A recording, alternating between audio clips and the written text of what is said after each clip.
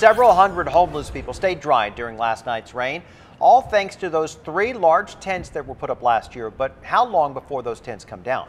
New at 5:30, 10 News reporter Steve Fiorina shows us how the uncertainty around those tents as San Diego City Council begins hammering out the next year's budget. Over my shoulder is one of 3 year-round homeless tents set up in San Diego. Their long-term future could hinge on budget hearings that began today at City Hall.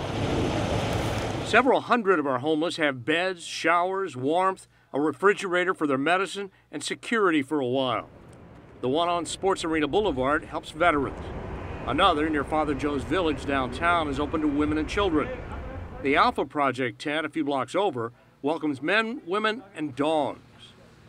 Valeria Burton has been here for 6 months. It's safe. It's real safe.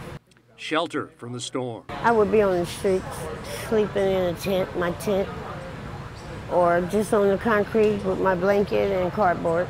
The veterans and women and children locations have a few openings. Alpha Project, though, is at capacity, with waiting lists of 50 to 200, depending on the weather. Someone doesn't show up for bed check, then that bed's rolled up. Our outreach team goes out at about 9 o'clock down the street, and people queue up, and we'll bring them in, start the process. The goal is to get them into housing and jobs within a few months.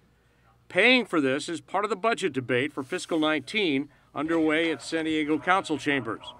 Money now comes from Housing Commission reserves, but what happens after that runs out? Robert Clune said he hit rock bottom after being laid off from NASCO, living on the streets for years. When I hit, I didn't get up and dust myself off and keep pushing. I basically kind of just laid there. It's different now. This right here is hope for a lot of people. And the process is quick for me. I mean, the doors are just opening. Painter, cement mason, laborer, he's ready to work again, and this helps. City Council should have the budget ready by June. Steve Fiorina, 10 News.